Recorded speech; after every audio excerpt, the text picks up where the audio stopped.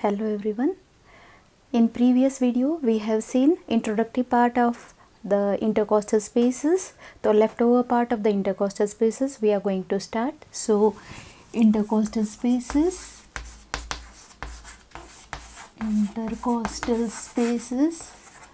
and you know the leftover part. So intercostal spaces, you can say part 2. And the leftover part are the contents. You know, in the intercostal spaces we get the contents of the intercostal spaces are intercostal muscles, intercostal artery, intercostal muscles, intercostal arteries, intercostal veins, intercostal nerves, intercostal lymphatics and lymph nodes. Out of these contents, in this video we are going to see about the intercostal muscles. Okay, so previously you have seen a model of intercostal spaces. You are familiar with this model. You know these are the thoracic vertebrae, these two are the ribs. Imagine these are the costal cartilages and the sternum, and the space between these is the intercostal space. And see, the ribs are the flat bones. So naturally the space between these two ribs will be very narrow, and within this space you are getting these intercostal muscles. That too, they are arranged in the 3 layers. So naturally the muscles in this intercostal layer, intercostal space will be very thin. Okay, so they are like very thin sheets, and if you see these muscles, they are like this. Imagine as if the muscles here. So the outermost muscle is called as the external intercostal, which is indicated by this yellow paper. If you remove, you get the next layer, that is internal intercostal muscle, that is in the pink color, and the blue color is the innermost muscle, that is transversus thoracis. So see how thin they are. So like that the muscles in the intercostal spaces, they are like thin sheets, and the muscles are, the first muscle you say external intercostal muscle, external intercostal muscle, and this muscle is the outermost muscle. Then in the next layer, that is in the middle layer, you can say you get internal intercostal muscle, that is in the middle layer or inner to this external intercostal muscle. And then you get the innermost muscle, that is transversus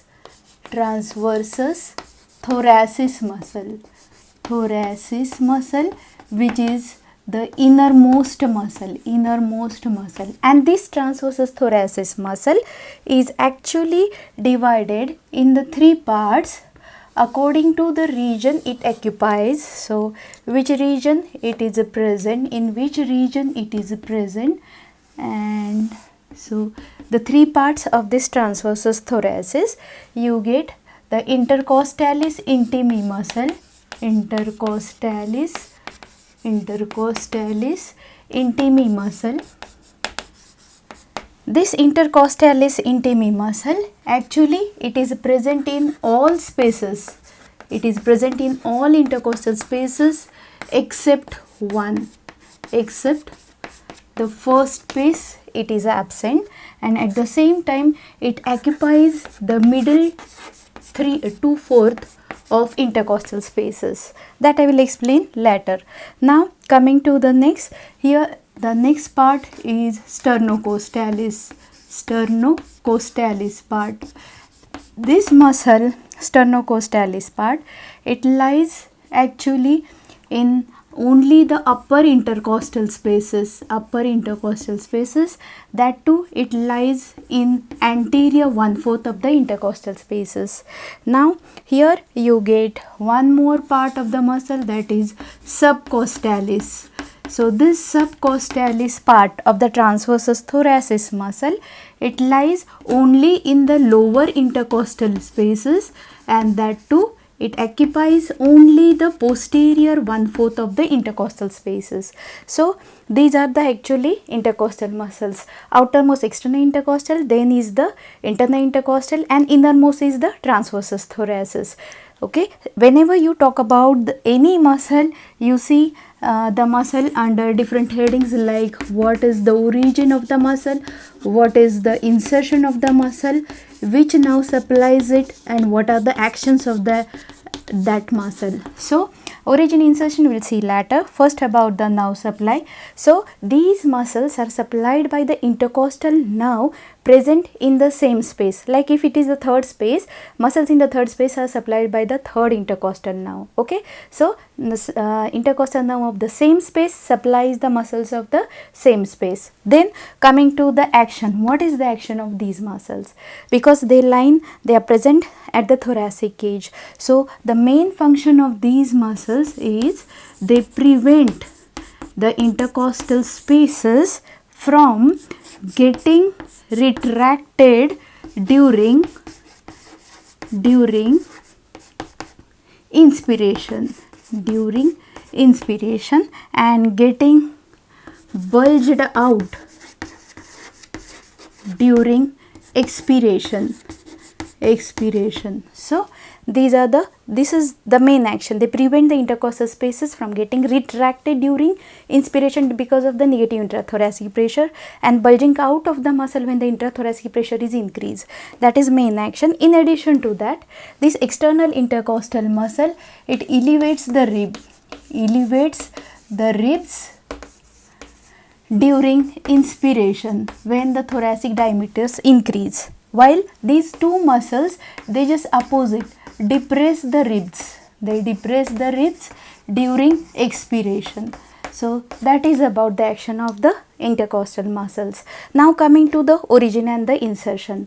For the origin and the insertion, you should know about the ribs. You know there are 12 pairs of the ribs. Okay, on either side of the midline you get 12 ribs. Out of that, first to the 7th ribs, they are called as the true ribs, because these ribs articulate to the sternum through their own costal cartilages, while the last 5 ribs, that is 8 to the 12th rib, they are called as the false ribs, because they do not either articulate with sternum or they may articulate through the other. Like 8, 9, 10th ribs, the costal cartilages of these 3 ribs articulate with each other, and through the costal cartilage of 7th they articulate with sternum, not by their own costal cartilage. At the same time, 11th and 12th rib are the vertebral ribs or the floating ribs. They are not articulating at all to the sternum. So last 5 are the false ribs, first to 7 are true ribs. At the same time, 3rd to the 9th ribs, they show the similar features and are called as the typical ribs. So before we see this intercostal spaces, we'll have just the look over the features of this typical rib. Okay, so now here you get the rib. Okay, now I am holding right rib. Okay, this is the right typical rib. It has the anterior end. Okay, this is anterior end, this is posterior end. Anterior end, it bears the concave facet for the costal cartilage. Now coming to the posterior end. Now see here, the posterior end, it bears the facet, articular facets to articulate with the body of thoracic vertebra. This part is called head of the rib. Then you get the flat area called neck of the rib, which has anterior posterior surface, superior and inferior border. Important thing here is this superior border of the neck of the rib, it gives attachment to. Now here blue color you can see, this is thoracic vertebra. From the transverse process of the thoracic vertebra above to the upper rib, upper border of the rib, you get a ligament. This is superior costotransverse ligament. The blue color paper is the superior costotransverse ligament. See that ligament lies in the same plane like the intercostal spaces. So we will be dealing with this ligament. So keep in mind superior costotransverse ligament. After neck, you get the tubercle, which has the articular, non-articular part. Articular part of the tubercle articulates with the, the transverse process of the thoracic vertebra. Okay, and head articulates with the body of the thoracic vertebra.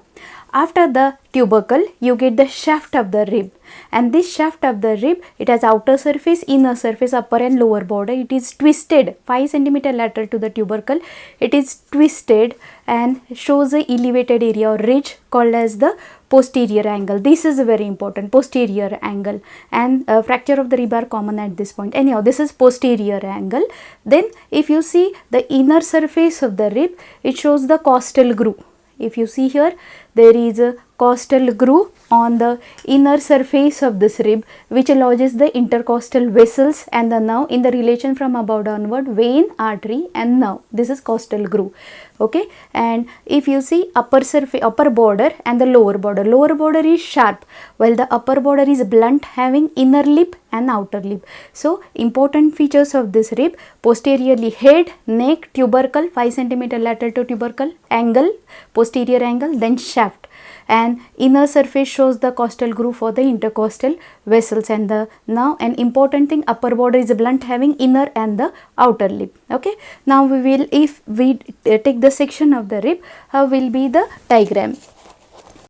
We will draw the rib, cross section of the rib. If you draw here, suppose this is the upper rib, suppose this is upper rib, and likewise here you get the lower rib. This is lower rib. Okay, why we have drawn this means lower border is sharp, upper border is blunt, and this upper border has the outer and the inner lip, and this is the costal groove. This is costal groove. Now we will draw the rib. So ray picture or ray diagram, a schematic diagram of the rib. We will straighten the rib and then we will draw. Though it is curved in the diagram, I am going to straighten it. So here you get sternum, attached to the sternum here you get, this is the costal cartilage. So this is costal cartilage of the rib, and then if you are drawing the rib will be somewhere here. So here is the rib, and now you are familiar with the parts of the rib, the main parts of the rib. Now this is suppose the posterior, and naturally this is the anterior side. Okay, and now here the parts of the rib, this is the head of the rib. Okay, here you get, next part is the neck of the rib, then you get the tubercle with articular and non-articular part. Tubercle, lateral to the tubercle, 5 cm lateral to it, you get the posterior angle of the rib. This is the rib, and here is the costochondral junction. And for our convenience, we will draw their level. Suppose this is the level of the sternum, this is the level of the posterior angle, here is the tubercle, and like this. So here you know, now we will see the origin insertions of muscle. First about this external intercostal muscle. The external intercostal muscle takes origin, so it is present outermost muscle. It takes origin from lower border of upper rib and inserted on the outer lip of the upper border of lower rib. Okay, so it is inserted on the outer lip of upper border of lower rib. Now if you see this muscle, external intercostal muscle, it has fleshy part and the membranous part. This fleshy part of the muscle, it extends from this costochondral junction to the tubercle. Up to the tubercle you get, this is the fleshy part of the muscle. After that it becomes continuous, posteriorly it becomes continuous with the ligament here. So this ligament is superior costotransverse ligament, costotransverse ligament, which I have told you people, between the costal cartilage and transverse process. And anteriorly, if you see this muscle, it becomes membranous and then get attached to the sternum. So this membrane, which is the membrane of external intercostal, is called as the external intercostal membrane, as it is present anteriorly, also called as the anterior intercostal membrane. Okay, now if you see the direction of the fibers of this external intercostal muscle, see the direction. So direction of the fibers, as if you are keeping the hand in the pocket, directed fibers are directed downwards, forwards and medially.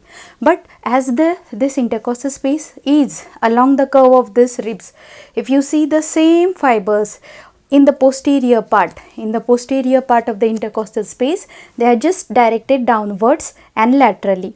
So that is about external intercostal muscle. Now coming to the next muscle, internal intercostal muscle. This muscle takes origin from the floor of the costal groove and get inserted. So floor of the costal groove of upper rib and inserted on the inner lip of upper border of the lower rib. Okay, even this muscle, so this is internal intercostal muscle. Okay, here this is external intercostal muscle. Now if you see this internal intercostal muscle, like the external intercostal, it has also fleshy part and the membranous part. But what is the difference? This part, this muscle has the fleshy part which extends from the lateral border of the sternum and it extends to the posterior angle of the rib. So this is the fleshy part of the internal intercostal muscle. This is internal intercostal muscle, fleshy part, and after that it becomes membranous. Now this membrane which lies inner and in the posterior part, so called as a posterior or internal intercostal membrane. Okay, internal or posterior intercostal membrane, and again it is also continuous with the same ligament, that is superior costotransverse ligament. You know, this is the neck region. To the neck region I told this ligament is attached. Okay, now if you see the direction of the fibers of this muscle, so see they are at right angles to the external external intercostal muscle. So see the direction of the fibers, they are directed upwards, forwards and medially. Upwards, forwards and medially. That means in the posterior part of the intercostal space, they are directed upwards and laterally. They are exactly at right angles to the external intercostal muscle. Now if we see the next muscle, that is transversus thoracis, it takes origin from inner surface of the upper rib and is inserted on the inner surface of the lower rib, and the neurovascular plane of the intercostal spaces lies here between the internal intercostal muscle and this is transversus thoracis muscle, and the relation of the structures from above downward is vein, artery and then nerve, intercostal vein, intercostal nerve, artery and intercostal nerve. So from above downward the structures are vein, artery and nerve. They lodge here in the costal groove in the plane between internal intercostal and transversus thoracis, which is called as the neurovascular plane. Now as this muscle is divided in the three parts, first we will see the intercostalis intimi muscle. It occupies the middle 2/4. So here, so it occupies the middle 2/4 of the intercostal space. So this muscle which I have drawn here, so this is intercostalis intimi. Okay, this is intercostalis intimi muscle. It occupies the middle 2/4, absent in the first intercostal space, otherwise present everywhere. Direction of the fibers of this transversus thoracis are same like that of the fibers of the internal intercostal muscle. Okay, now coming to the next, sternocostalis. Sternocostalis, it lies in the upper intercostal spaces and occupies only the anterior 1/4. So we will be drawing the muscle over here. So this muscle, if we have to label, this is sternocostalis muscle, sternocostalis muscle. Now if you see this muscle, for this muscle here I will draw a diagram. Suppose here is the sternum, this is the manubrium sterni, and then here you will get the body of the sternum. Okay, and then here xiphoid process. You know, attached to this you get, this is the costal cartilage of the first rib. Here to the angle you get the costal cartilage of the second rib. Here you get, this is the costal cartilage of the third rib. Likewise here you get fourth, the fifth costal cartilage, sixth costal cartilage, and important thing, the seventh costal cartilage is attached to the sternum at its junction between body and the xiphoid process. So these are the costal cartilages, okay, near the sternum. Now coming to this sternocostalis muscle, it takes origin from the posterior, this is xiphoid process, posterior surface of xiphoid process, this is body of sternum, lower one third of posterior surface of the body of the sternum, and lower 3 costal cartilages of lower 3 true ribs. You know 1 to 7 are true ribs. So this is how is the origin of the sternocostalis muscle, and then the muscle passes upwards and get inserted into the costal cartilage of second rib, costal cartilage of the third, fourth and fifth rib, sixth rib, up to the second to the sixth ribs it extends. So this muscle is actually the sternocostalis. This muscle is sternocostalis muscle, which lies just behind the sternum in the anterior 1/4 of the intercostal spaces. Now subcostalis muscle, it takes origin from the inner surface of the rib near the neck. Okay, so near the neck, or in this region you can see near the posterior angle, near the posterior angle, here you get origin of this subcostalis muscle. It lies only in the lower intercostal spaces, occupying posterior 1/4 of the intercostal spaces, and then the fibers run downwards, get inserted on the inner surface of either second or the third rib. So that is about the intercostal muscles. Got it? So these intercostal muscles, there are 3 layers: from outside in, external intercostal, then internal intercostal, then transversus thoracis, which is divided in the 3 parts: intercostalis intimi, sternocostalis and subcostalis muscle. I think you have understood now about this intercostal muscles. For the leftover contents of the intercostal spaces, we'll see in the next video. Thank you.